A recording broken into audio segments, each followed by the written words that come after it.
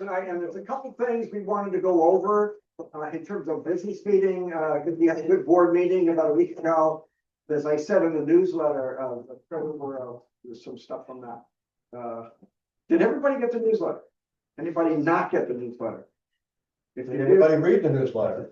now that's a different question. Don't embarrass me. Anyway, Great newsletter. oh, bless you for saying that. I'll pay it later. Thank you, Matthew. Welcome. Anybody here for the first time? Tyson, first time? Great. Tell us just a little bit about yourself. No more than 15 minutes. Oh, I just live down in Friendship, and I'm actually a fish artist. It's been my career for like 18 years now. Fish artist. Yeah. What's your name? Tyson. Blackton? Weiss. Jason one. Yeah. You ever been to like the botanical gardens and see those fish? Yeah. That's an idea I got when I was super high in high school. Oh, we're gonna like this guy. Hey, but yeah, so it's been fine for work for 18 years. Fish for people's gardens all over the world. So, now, folks, do you make the ones out of stainless steel, the striped bass? I used to. They were on a show called Maine Cabin Masters, and that was sold to Discovery Channel. So that plays around the world every 3 months or so. But the price of stainless steel got really unstable, so I kind of discontinued that. I have 3 of those. I'm not. Oh, you do? That's Do you funny. have bronze then? Nope. Oh, So do me a favor, share with folks the story you told about me while you're here, your son. oh. Saturday we're going to Utah to fish on the Green River. Yeah, we have I think 8 days of this February vacation, so that's what we're gonna do for 8 days. Awesome. Could be his son could be a candidate for a child camp too. We're working on How old is he? 15. that. Why don't we start out by just going around the room, maybe starting with Dan, just to get who you are, where you're from, so people get to know each other. Dan Daly, Camden. Gary Young, Waldo County. Jim McGinn, Sears Mont. Dan Dwyer, Camden. Dave Williams, here's mom. Don Abbott, Camden. Rob Eddy, Camden. Mark Goss, Camden. David Perez, Camden. Jordan Stefano, Camden. Eric Whitecover, Alfred. And so, Nice to see you guys. Chris Sewell, Houston. Bill Owens, Walterboro. Stu Rich, St. George. Carmen Bomback, Camden. Terry Baumbeck, Camden. Paul Guernsey, Warren. Joel LaFleur, Camden. We'll introduce Paul in just a little bit. Couple things to highlight from the newsletter. First of all, we have not gotten a check to my knowledge, but we did get a $4,000 Embrace the Stream grant to work on the duck trap river. Jim Shaw did that, and that worked. You can make that whole. That's gonna help a lot. It's gonna give us at least part of the funding for a couple of years of EDNA and other kind of sampling up on the river. Finances, we're in good shape. We got about question. One more. I wanted to about the contact that he got from the publication of that top duck trap thing in the. Yes, Did yeah, he tell you about the contact that he made from that? no, So, a young man that's down in the southern Maine. He's really into DNA science wise and education wise. He works with Alaska and California and stuff like that. So he's going to actually review the plan for the eDNA testing for the duck trap for us this Yeah. year. great. So, Yes, Tim wrote up an article, I've forgotten this, and I forgot most of it. And I think he put it in a new magazine, like Maine Natural the History. Natural History Observatory. Yeah. It's not a new magazine, but it was So the it came first time out, for that's great. him. So we're making progress tonight. He's down south at the moment, but we're in good shape financially. Got about $29,000 in the account. Thanks to Terry and the work that folks have done. Roy, you've done a lot of it too. We have a few more things like bamboo rod. I think I mentioned last meeting and in the letter that Robbie Eddy here, that was his grandfather's bamboo rod and it's been completely refinished. We're not trying to sell that tonight, but we are going to sell it at some point. And Rob has asked that the proceeds go to the Duck Trap River. And again, that's how we replenish things. That's how we fund our conservation and education work. So if you want to take a look at that, feel free. Just remember, as I told David earlier, if you break it, you bought it. Not that anybody would do that. We're a co-sponsor again of the fly fishing film event, which is a lot of fun. If you want to get the juices flowing before season opens, this is a great way to do it. We had a lot of fun the last few years. Carmen has been really helpful putting that together. And that's on Saturday, March 28th, about 6 weeks away. We will have some raffle prizes, some silent auction stuff, and some door prizes. And we'll probably need a few volunteers, but I'll be in contact with folks there. It's a lot of fun. Where's that gonna be? It's at the Waldo Theater in Waldoboro. Yeah, really nice venue. And it's a not-for-profit, it's like a junior version of the Strand. Very nice. We are gonna have a spring outing. Terry Bombach is gonna run that again. We don't have a date yet, but sometime in May or perhaps early June on a Sunday. Last year, we had over 20 people attend. It's especially great for people that are new to the area or new to fly fishing. And we kind of divided them up, and we had mentors taking a group of 4 or 5 people, and really productive. And Terry put together a lunch and many. Anything you want to add to that, Terry? I can't think of anything. All right. Appreciate you doing it. Thank you. Okay. Stu, you wanted to talk about trout camp. Yeah, just a couple minutes about trout camp. Trout camp coming up 14 through 18 June this year over in Solon, Maine, as it always is. If you don't have a brochure to hand out to any youngsters you might know, please pick one up here. We have 5 of the 14 slots spoken for so far, so we're looking for another another handful. Would love to be able to help out anybody in your life that's looking for trout camp. And if you have other ideas, if you've got old equipment that you'd like to donate for trout camp, we'd love to talk to you about that too. We've always been able to fill our 2 slots. And we have youngsters in the area that are happy to talk to prospective students. So if somebody wants to talk to somebody who's been there recently, either male or female, we can put you in touch with those folks. We're going to do some elections, and then I'm going to ask Joel to address an issue too. I sent out with a newsletter the slate of officers and board members proposed for this year. Everybody who's on the board currently has agreed to stay on for another year. But we're happy to bring new people in too. So if there's anybody that would like to be on the board or like to serve in any kind of leadership capacity or lead a program or lead an effort, please ask or raise your hand at the moment right now. Don't all jump to it. It's okay. Well, we're in the nominating committee and we need hands up, you know. So anyway, do I have a motion to approve the slate of officers and board members for the next year? So moved. Okay, second. Any discussion? All in favor? Congratulations, everybody. Yes, those of you who are on this list got out of it again this year, next year. So Joel, we just need to somehow codify that, the vote, so that it's in the minutes. So. Okay. All right. Joel's going to talk about a proposed change in venue. I just want you to know that we have talked with Theo, who's the general manager here at this store, and Troy, who's the general manager over all of Main Sport. They're very much aware of this, and they're okay with it. So we're not hurting anybody's feelings. Joel. Sure. So some of us have thought about whether there was a better venue that we could go to. You may remember that we had the meetings at Cappy's. Some of you may remember where we were before Cappy's. I certainly don't. But Cappy's went by the wayside and became the Sea Dog. And they wanted a fair amount of money to host the meeting. So we moved to Flatbread, which was okay, but very noisy upstairs. And when Main Sport offered us the space, we were grateful for that. But some of us missed, the opportunity to have a light meal, have a beer or non-alcoholic beer or a soda or whatever, and do the same kind of chit chat we've done here, but get some food into us as well. So I cold called the Sea Dog on a cold day, and they actually were very interested. Obviously, this winter's slow time for them. If you've been there, they have a lot of different spaces. They mainly fill the one on the left as you walk in downstairs. So the whole upstairs is pretty much empty in the winter and quite cool when they're not heating it. But that would be a decent space for us. It's larger than this. We could have 40, 50 people in there.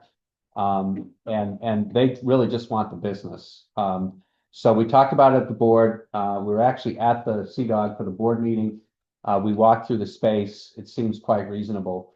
And so we'd like to move it there at least on a trial basis. I mean, if it's absolutely terrible, we could come back, but I couldn't really think of any other better place in the community. Most places might ask for a room fee. I know that if you go to a restaurant and they have a banquet room, they're typically going to ask you for, a room fee for each meeting, which this doesn't include that. So the board approved it, and I think Roy just wanted to bring it here to the full membership to make sure that people thought this was a decent idea. They have a parking lot. Well, right now, the whole town parking lot is open. I don't know when they start collecting parking. I think it's May 15th to October 15th. May 15th, so It's only until 5 p.m. Yes. Okay, fine. yeah, so if we have, is the May meeting the last meeting of the year? Yeah. So if we had March, April, and May, we'd be out of the congested time of year, but good point. Good question. We were thinking of a trial basis for April, March, April, and May, and then just see how what everybody thinks about it. So, other questions, comments, Are anybody? there any negatives to this place? No food, No food. That's it. no beer. No beer. Maybe selfie. I like that. I mean, Maine sports are wonderful, and a lot of people like it, and partially because we can here.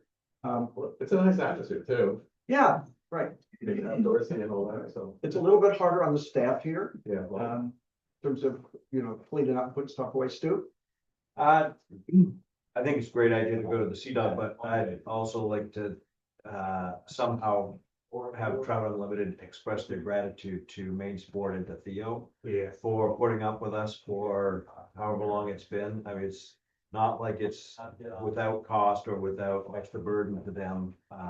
And they've been so gracious to have us here, and it's worked out really well. So Totally agree. thank you to Theo and thank you to Main Sport. And again, I've talked personally with Troy and with Theo about it, and they're on board. Theo even said that it might be helpful in some ways. Yeah. Okay. Other questions or comments? Generally, people agree that we'll try it out? Sure.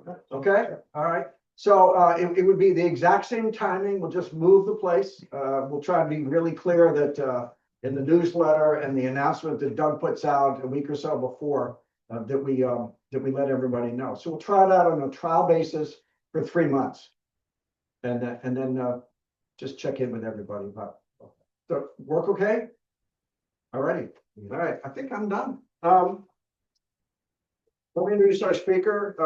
I think some of you know Paul Guernsey. Paul lives locally, former editor of Fly Rod Reel, author. This is your 4th book, is that right? 4th novel and 5th or 6th book, depending on how you count them. Nate. There's a children's book in there someplace. I don't know if I count that. Ah. And he's got a new book that he's going to tell you about, but you could ask him a lot of other questions. Many of you knew Paul McGurran. Paul and Paul Guernsey worked closely together at Fly Rod and Reel and did a lot of stuff together. And again, any friend of Paul's is a friend of ours. So I don't come into this building without Paul McGurran occurring to me, so, yeah. yeah, I think a lot of us know him. Okay, you're on. All right. Thanks for being here. We really appreciate it. Thank you for having me. All right, well, as we said just a few seconds ago, I'm Paul Guernsey, and I'd like to welcome you all to Paul Guernsey's Evening of Elegance. Ooh, this is my elegant homemade podium, which I put together. I think it's pretty good for something that didn't cost me anything. Maybe I should have taken the labels off, but I was too lazy. Also elegant is my cash box over there, which is next to some books, and that's like a think of it as a main vegetable stand in the summertime. If somebody wanted a book, and I'm not suggesting that you have to do this, but if you wanted one, you could go over there and drop your cash or check. I don't do the credit card thing, but in the box, and then just take a book, and then I can sign it for you later. They're going to be available starting next week. They're not available right now, but so, I mean, there's no rush to get one if you don't feel like it, or maybe you don't read fiction. But in case you did, these are a little bit cheaper than what they're gonna be in the store when they first get there. And also, I'm here to sign them, so those are the only advantages. So I'll be around a little bit after we're done. $20. Yeah, so that way I don't have to make any change, right? So nobody's gonna give me a $25 bill. So that's not gonna work like that.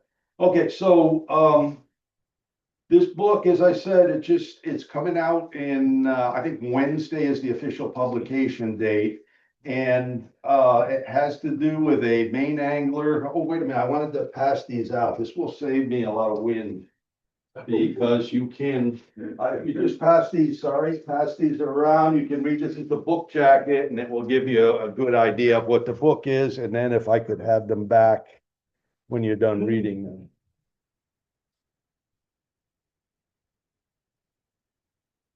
Was, editor of Fly Rod and Reel from, well, not the editor, I was an editor at Fly Rod and Reel starting in, 1994.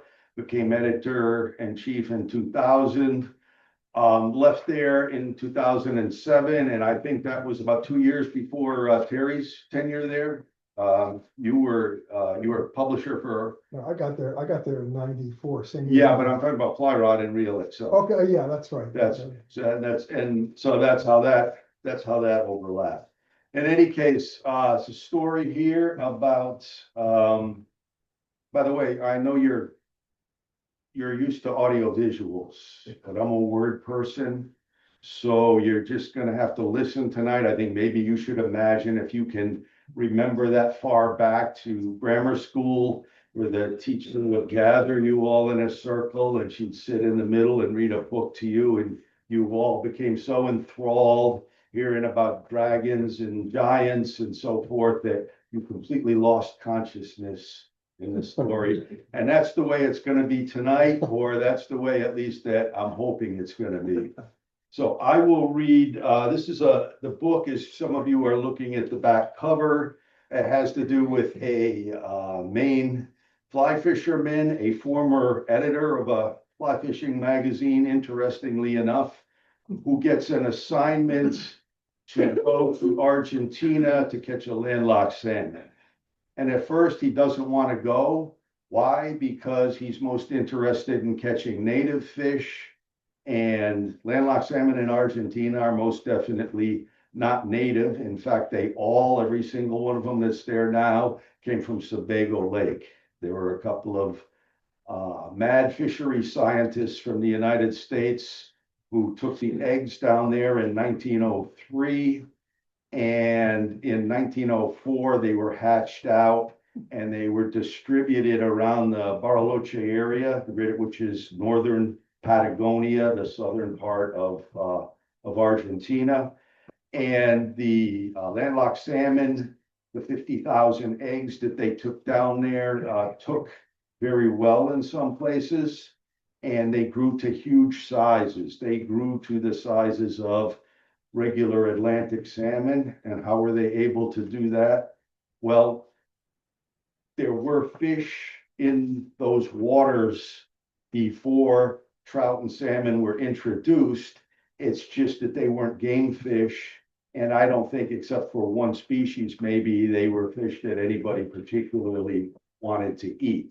So people got down there, European people would get down there and they would go crazy because here was all this beautiful trout water with no trout in it. So they had to fix Mother Nature's mistake by taking some salmonids down there. So in the first ones that went to Argentina were 50,000 salmon eggs taken from Sebago. There were also, I think, 100,000 or so brook trout eggs. I believe those also came from Maine. I don't know exactly where they came from, but there are still healthy populations of brook trout, various places in Argentina. Predominant species there are brown trout, rainbow trout. There are places where there are big brook trout available. Landlocked salmon, not doing so well. I told you that they they got to the size of regular Atlantic salmon, that there were credible reports of landlocks between 25 and 35 pounds that they were catching in the middle of the 20th century. And everybody, every, high roller fly fishermen in the world beat their path to northern Patagonia to catch these fish. And then they started getting smaller and less numerous. And if you fish for them now, generally speaking, you're going to catch fish about the size of what we catch here in Maine, and there are fewer of them. Reasons for that being, number one, there's plenty, they got so big because there was plenty of food for them, plenty of forage fish when they got down there. So their population exploded, their size exploded. As they got bigger and bigger, they could eat bigger species of forage fish. And so the forage fish sort of collapsed. And with them, and that's what happens when you move species around, right? So with the collapse of the forage species, the salmon got smaller and less numerous. And then they also faced competition from browns and rainbows, which, as we know, they do better with a diet of nothing but insects if they have to. And landlocks, pretty much to get to full size and full vigor, they do need some kind of forage fish here. It's smelt, of course. Anyway, that all sounds pretty scientific. The book itself is, has a little bit of that in it, but mostly it's I call it a literary adventure. Part of it has to do, there's another element there around the turn of the century. At the same time, they were stocking Maine fish all around northern Patagonia. The Sundance Kid and his partners were Butch Cassidy and the Sundance Kid had taken up residence down there. They fled the US because the law was hot on their heels. They went to Argentina. They set up on a ranch for quite a few years. I mean, everybody that sees the movie thinks they went to Argentina, they got in a fight with the army and they died. But there was a long period where Butch Cassidy, the Sundance Kid, and Etta Place, who was the lover of one or both of those guys, nobody has quite figured that out. But they lived on a ranch about 125 miles south of Bariloche, again, and still in northern Patagonia in Chubut province. And they would have been fine there, except they couldn't shake their addiction to robbing banks. So after a while, the authorities in Argentina were after them. And then the Pinkertons, which was a private detective or almost a private army here in the US, they went down there looking for them too. So eventually they had to abandon their ranch south of Bariloche, come back up through Bariloche, and this was right at the time that these eggs were being stocked there, with a hatchery that was built on the specifications of a guy from New Hampshire who actually rounded up all the eggs to send down there. And they kept going farther north, and then they went over the border into Chile, into Bolivia, and they would make raids back and forth across the border. And they would have been probably okay in Bolivia as their final refuge, except the Sundance Kid in a bordello one evening got into an argument with a police officer, shot him to death. And then the Bolivians were mad at him too and tracked them down, and that was the end of it. Etta Place had returned to the US before then because she eventually saw the handwriting on the wall. And so they were not, the lovable rascals that we may have seen in the movie. They killed quite a few people, and they did it when it was convenient for them. But anyway, I worked an element of that into my book here, where it can't be known every place they set up shop while they were fleeing from the authorities. We know they went from south to north, and then eventually went over the border into Chile and then into Bolivia.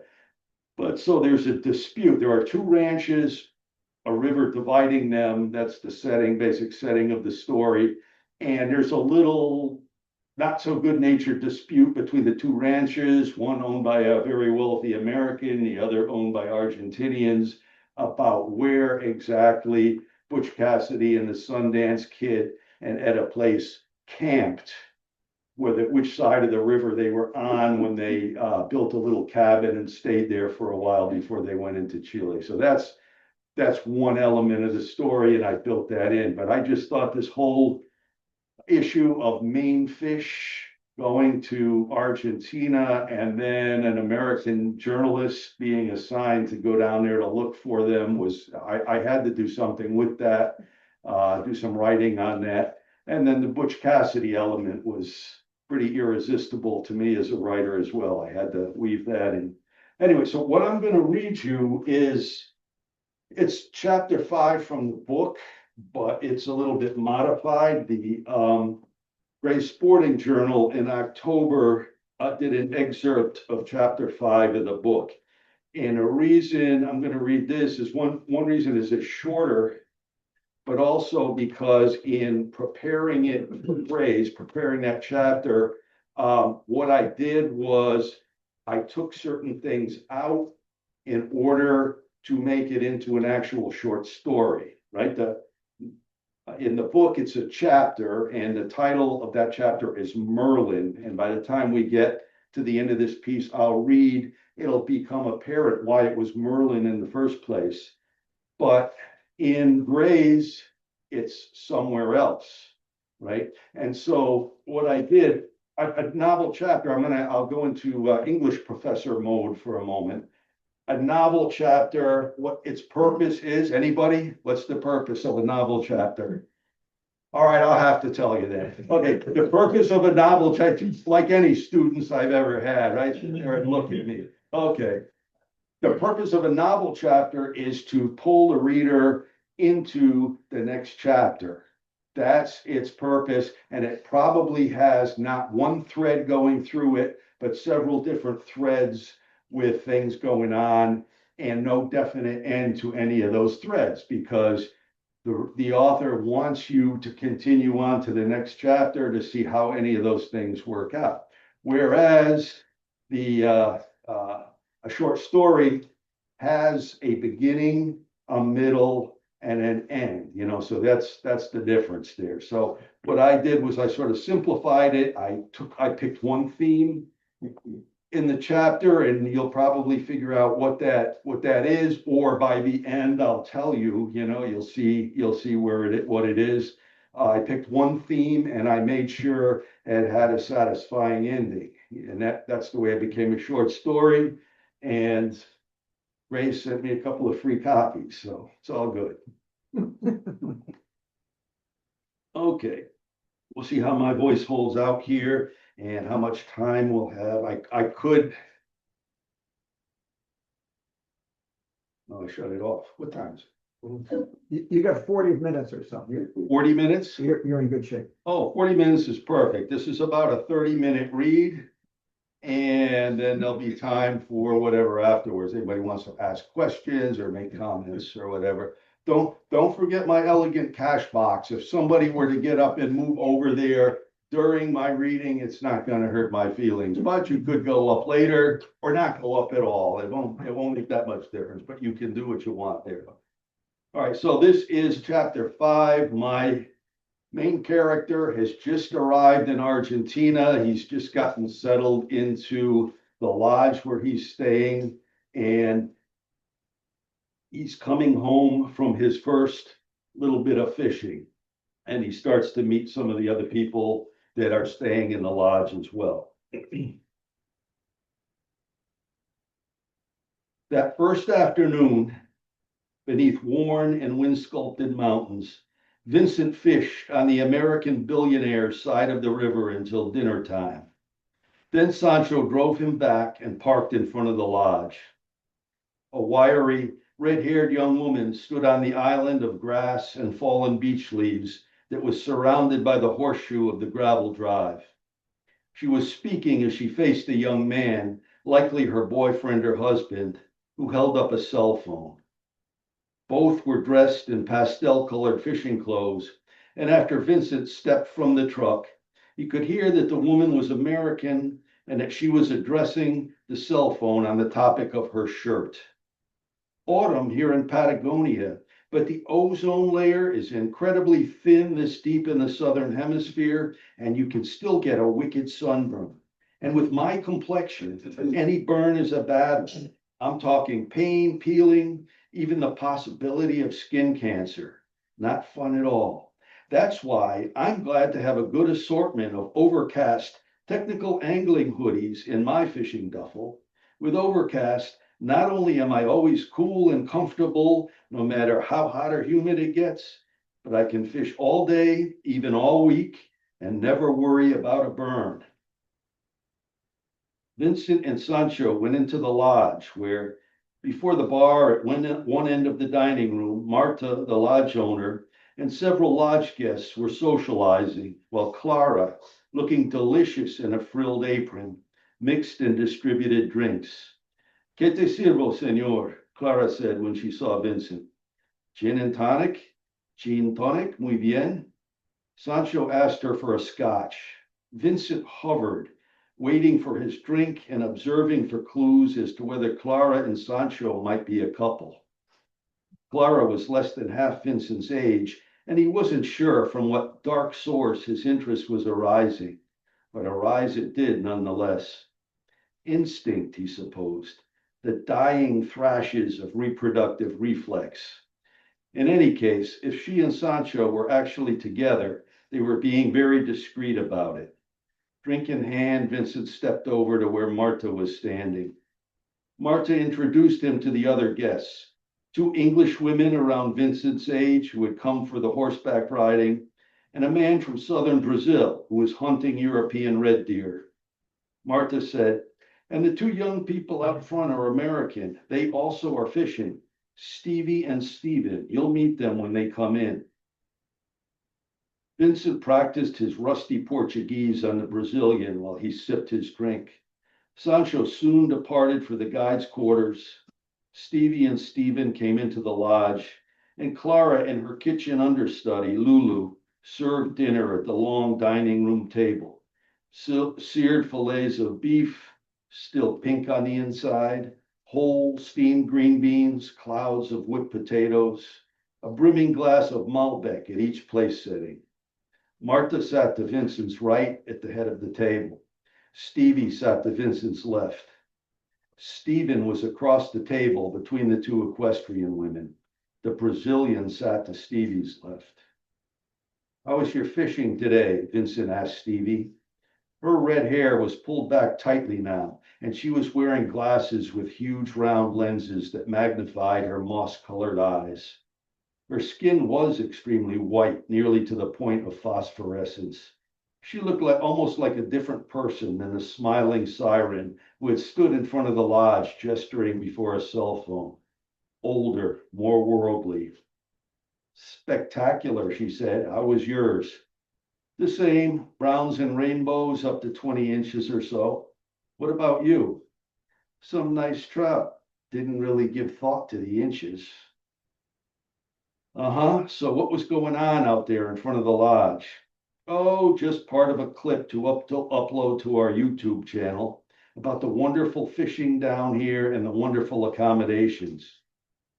"I heard you talking to the camera about your hoodie." "Something to keep one of our sponsors happy." "Oh," said Vincent, "so Marta told me you're a writer. Who are your sponsors?" "My sponsors? Don't have them. Just the publication that assigned me to come here. I'm a journalist." She said, and picked up her knife to cut a piece of steak. "So you and Stephen would be influencers then?" "Why, yes," Stevie said. "Fly fishing social media influencers. I guess that's what we are. Except that we work at a somewhat higher level than that, so it's probably more accurate to call us brand ambassadors." "Well, brave new world," said Vincent. Stevie gave him a thin smile. "This steak is very good," she said. For the end of the main course, Marta proposed a toast to friends new and old. Vincent imagined that she said the same thing to a group of strangers at least once a week. They all clinked glasses. It's a break. I get to take that. Water. Fishing the next morning. Vincent and Sancho hiked around a bend to find Stevie casting from a rock above a long pool while their guide stood below her, huge net at the ready. Stephen was capturing her with his cell phone. Vincent stopped to observe, and after a moment he understood that she was a fine caster. She had a big fluffy dry fly tied to her tippet, and she was landing it a foot or so farther down the pool with each successive cast, each time placing it onto the water with hardly a splash, before twitching a mend into the line so that her little package of feathers and fur danced on the current with the appearance of being utterly untethered. She continued working the fly downstream, and when it began settling onto the water at too steep of an angle to give her the precise drift she wanted, she tipped her rod upriver toward the end of every cast, reaching with the rod a little farther with each successive cast, so that when the cast was complete and the line lay on the river, there was a bow of upstream slack that prevented it from too quickly pulling tight in the current and causing the fly to drag, to make a visible and unnatural tear in the skin of the water.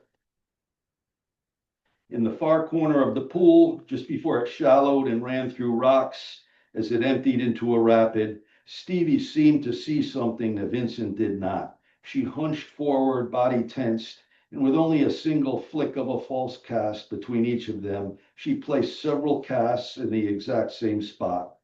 On the fourth cast, a huge snout broke the surface, the fly vanished, and Stevie's rod bent sharply. The big rainbow jumped twice, and Stevie worked the rod to keep the fish from running down into the rapids below. After the guide had netted the rainbow, a 2-foot slab with a broad and glowing stripe along each shining flank, Stevie knelt in the water and cradled it. Every few seconds, she grinned up into the lenses of Stephen's cell phone and made little remarks. How awesome was that? The fish gods were good to us, but they sure made us work for this one.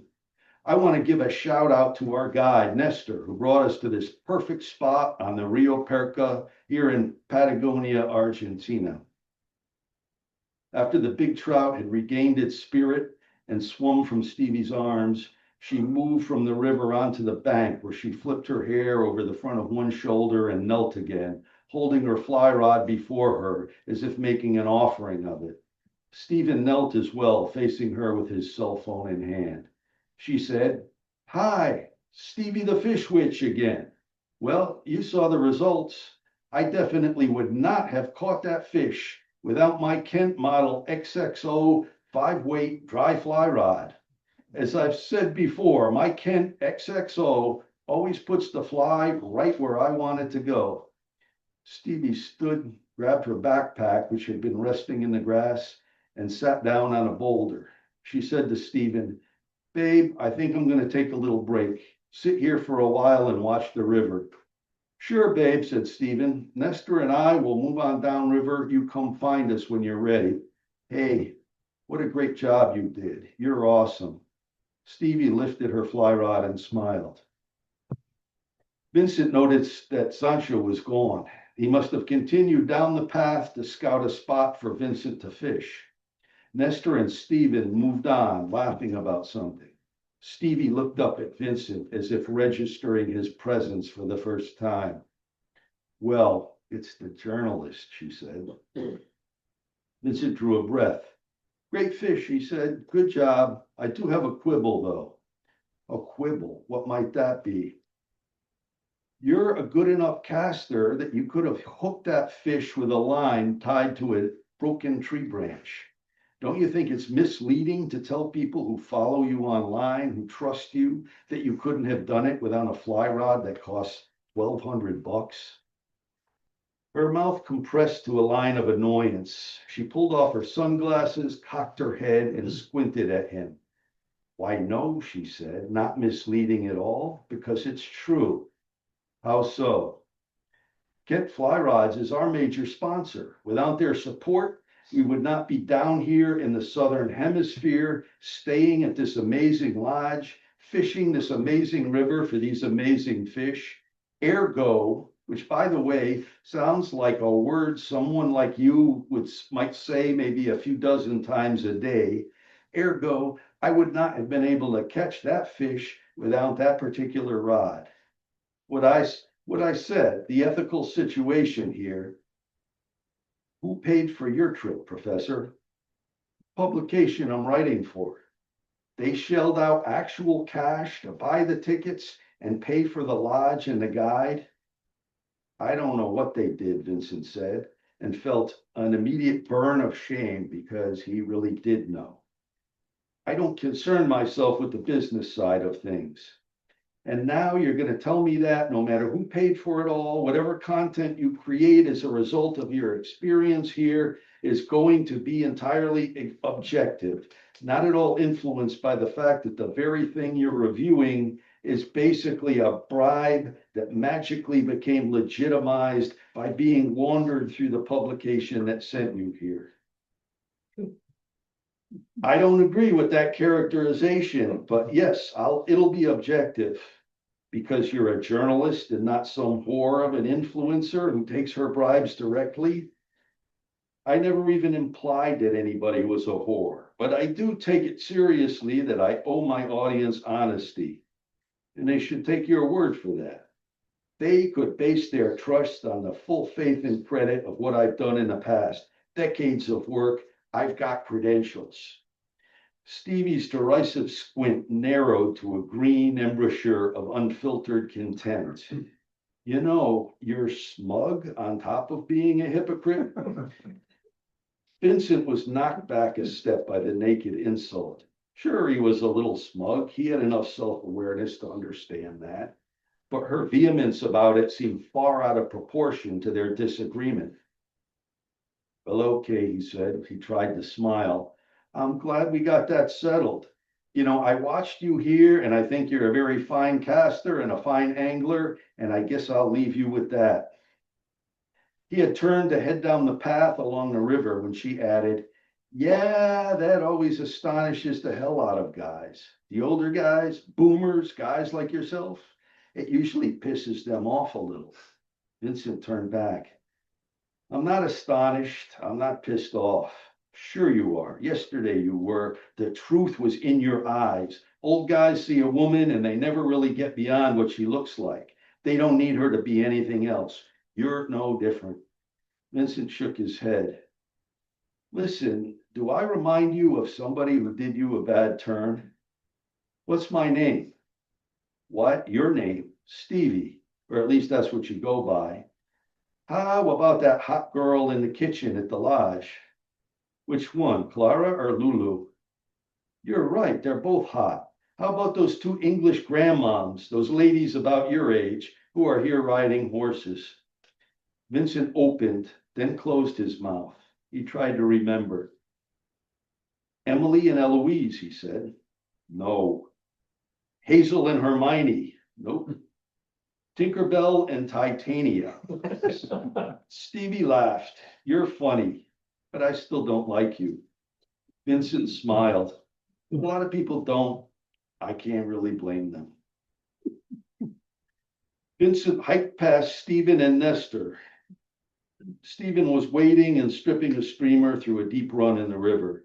What a day, Stephen called as he went by. Couldn't be better, said Vincent. He caught up with Sancho, who was waiting beside a broad riffle.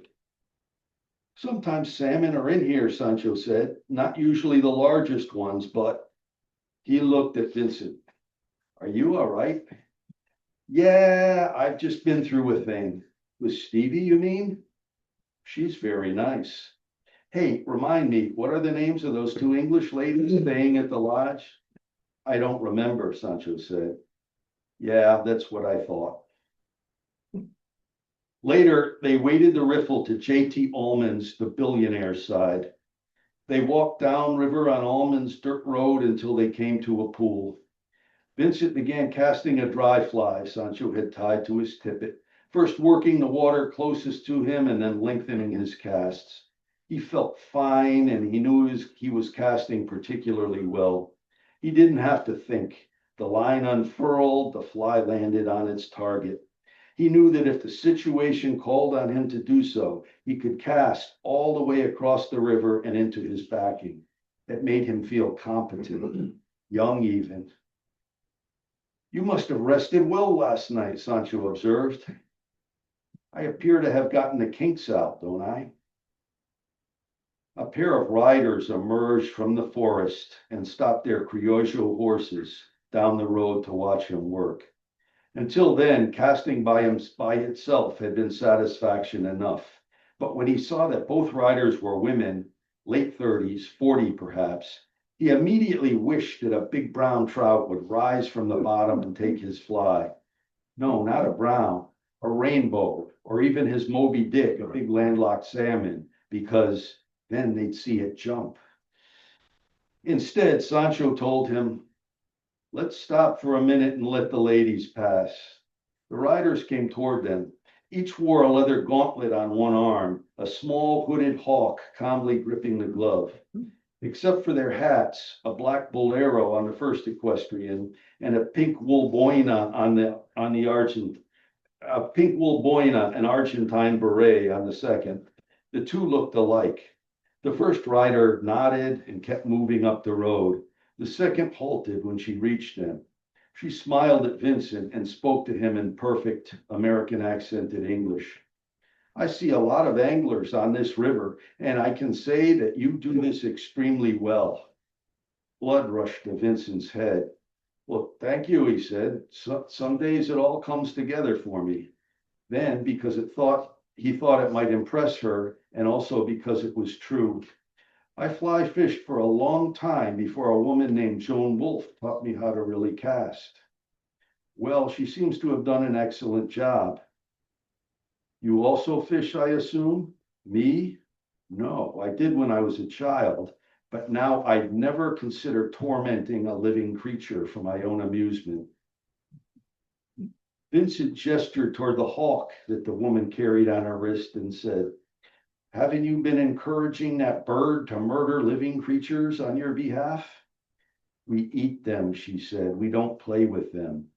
I'm Angela, by the way. Up ahead is my sister, Gabriella. I'm sorry, my name is Vincent. Encantada, Vincent. Well, I suppose I should say good luck to you both, though I'm not in favor of what you are doing. So what are you out murdering this morning with your killer bird? Vincent asked and smiled. Angela laughed. California quail.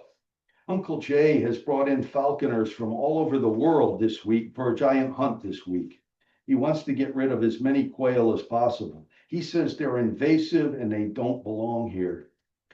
Well, I think Uncle Jay may be right, but I wouldn't think falconry would be the most efficient method. Angela laughed again. It's the Allman way of doing almost anything. Organic alternatives, followed by gradual escalation, culminating in total biological and nuclear warfare. Sancho told me that you're a writer. Vincent was surprised. Well, yes, I'm here working on an article. Have you published a book? A couple, actually, novels. Really, that's impressive. Anything I'd have heard of? Absolutely not. Well, as I said, good fishing, gentlemen. Many bites or whatever. She was a dozen yards up the road when Vincent called, Angela. She stopped and turned her head. What kind of falcons are those? Sister's is a sharp-shinned hawk, not a falcon. This sweet girl is a merlin. Thanks. He watched her ride away. Sancho said, I'm sorry, Vincent. What? I had occasion to talk to Angela a few days ago, and I told her a bit about you. She herself is a playwright. I presume you wouldn't mind, perhaps. Oh, that's fine. It's nice she sort of knew who I was. So the two sisters, mellizas, twins, both recently divorced as it happens. No kidding. Do they both live with Uncle Jay in his castle? Often they're here in Argentina, mostly they're not. Barcelona, New York. Gabriella, when she's around, stays at the main house, the castle, yes. Angela seems to prefer Dulcinea. What's Dulcinea? In fact, we can see it from here. Sancho turned and pointed toward the top of the ridge high above the river. Up there, just above that flat meadow, there is a cabin. Do you see it? Vincent squinted upward. He saw a small building, a fence, maybe a corral beside it. Yeah, I do. That's Dulcinea. It used to be called the Butch Cassidy Camp, and it was quite rustic, but Angela had it rebuilt and redecorated. Then she changed the name. So, both of them are divorced, you say? After a moment, Sancho said, you haven't caught a fish all morning. Your mind seems to be somewhere else. I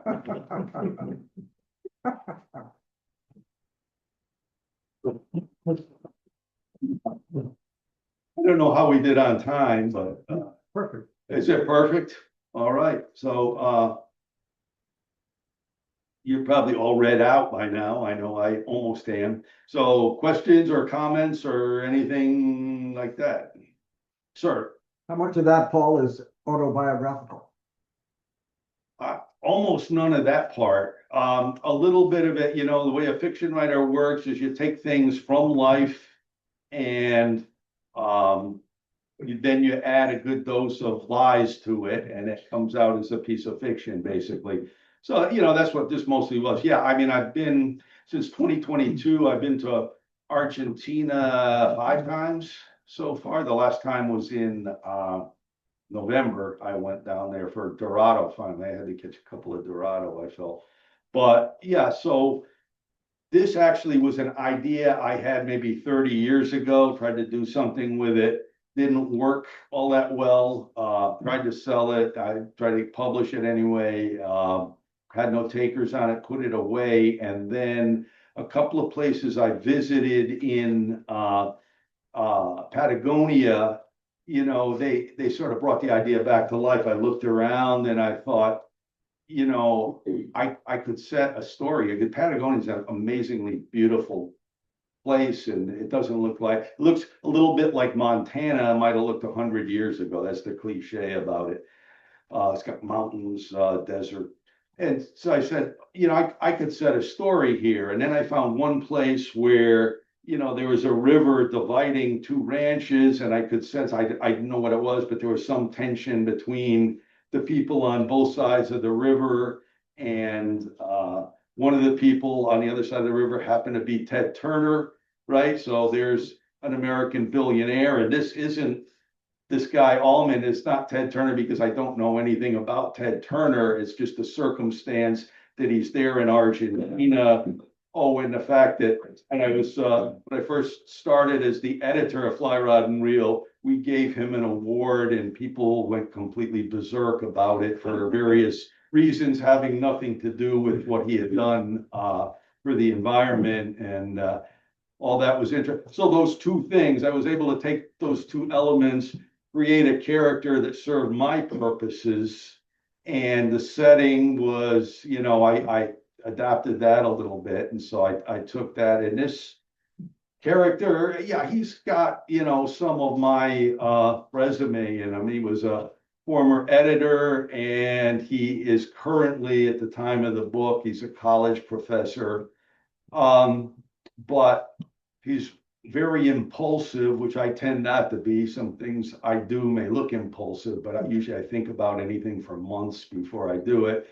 At one point, he jumps off a cliff in this story, and that's something, I mean, if I were up on a cliff, someone would have to take me by the hand and lead me back down again. That's not, you know, anything I would do. But yeah, I mean, there's a character here that is somewhat based on your last speaker here last month, Sean McCormick. You know, my character has a guide friend that he fishes with during the first 3 chapters, which take place in Maine. And, you know, that person can be somewhat Seanish, let's say, but it is not Sean. It's a person that I invented, and there are, you know, of course, there are going to be some similarities. Any other questions? Yes, sir. Yeah, would you say that you give much of a feeling of Patagonia in the book? Yeah, I try to, not only the landscape, but the people, I mean, I've got great affection for the people down there, and my Spanish is pretty good, so I can operate down there without speaking any English for a week or 2 weeks at a time. And that gives you a window into the hearts and the souls of these people. And I just, I have a real liking for them. I feel a real connection to them. So the landscape and the people, and the people being an important part of the landscape are really important in this book, certainly. Sir. If you had to go back, what species would you fish for? Oh, that's interesting. I like Dorado, and Dorado are actually the fish that belong there. You have to go north of Buenos Aires to get Dorado, and it's like semi-tropical. It's kind of like, I don't know, maybe Georgia or Florida, and those are big muddy rivers you're fishing on. I wouldn't mind doing that again. It's hard, it's blind casting in those rivers, and you get tired doing it, but Dorado are big and they fight, they're pretty attractive. If I were gonna go down there again, I know there's a run of king salmon. I don't know if I'm that excited about it.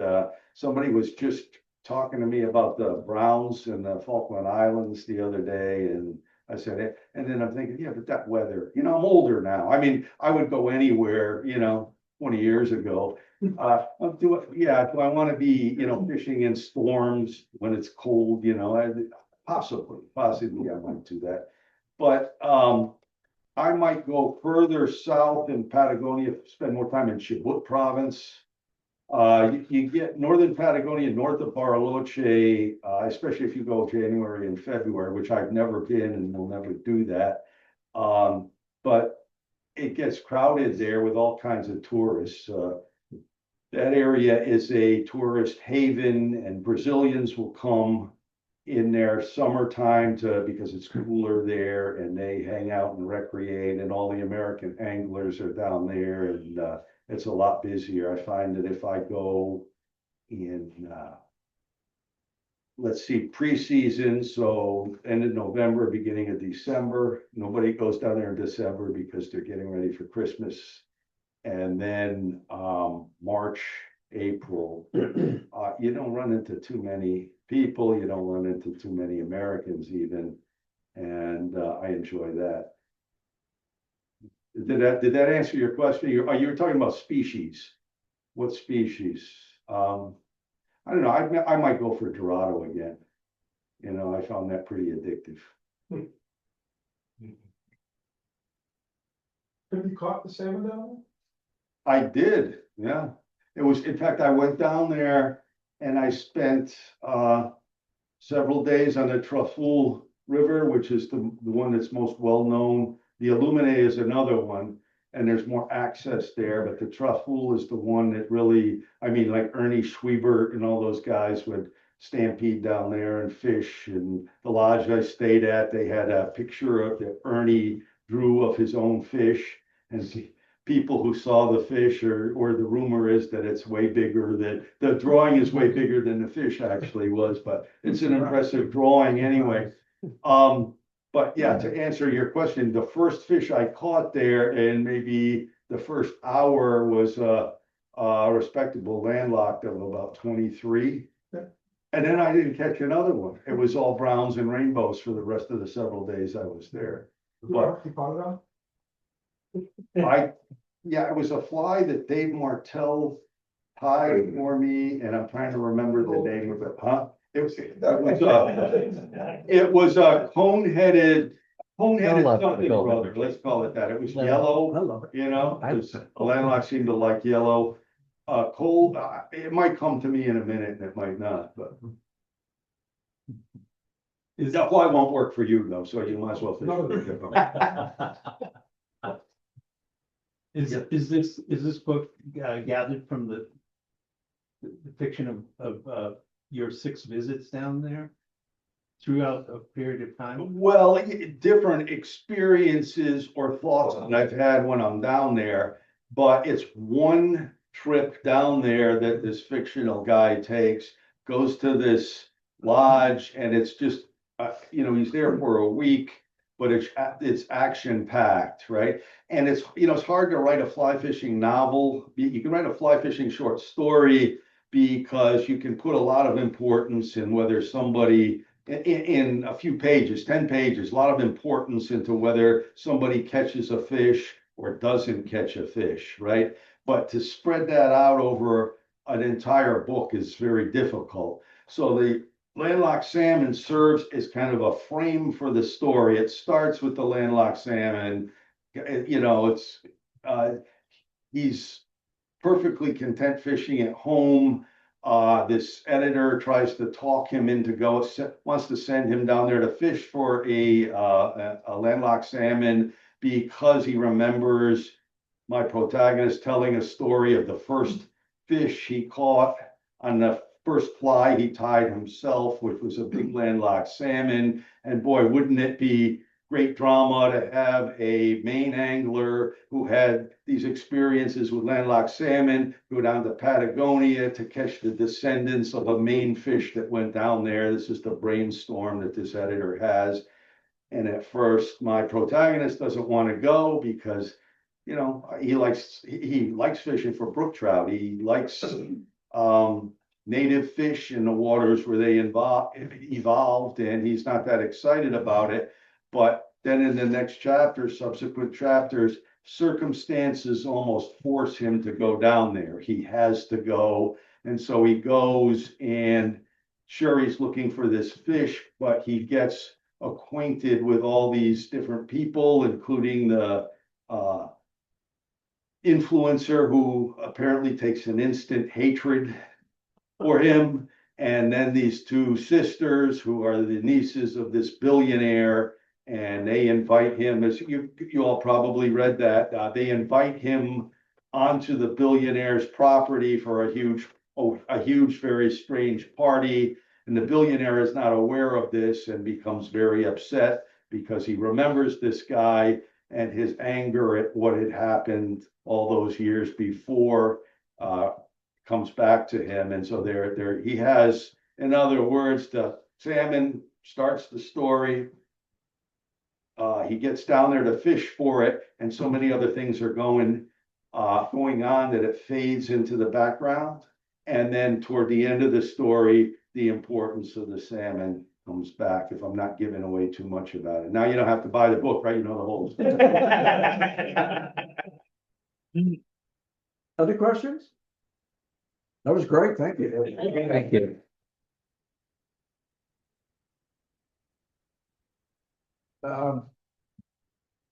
Books are for sale there. Just a couple of things.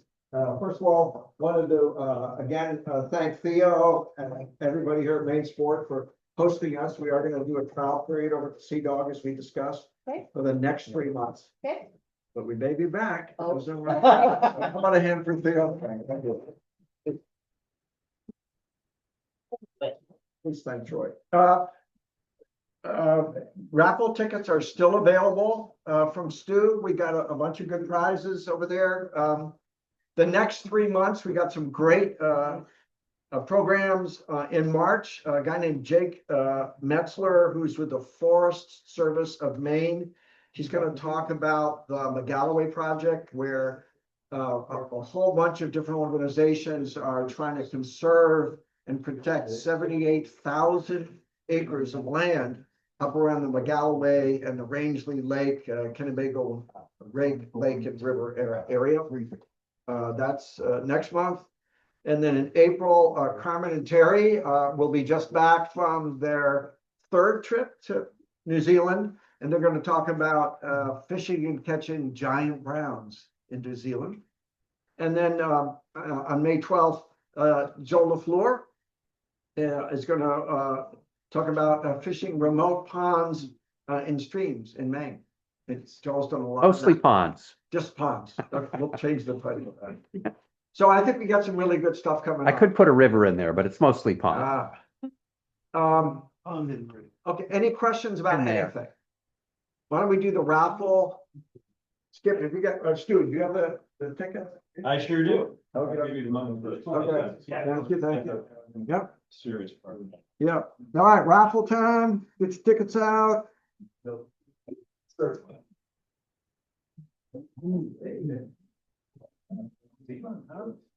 a beautiful woman to.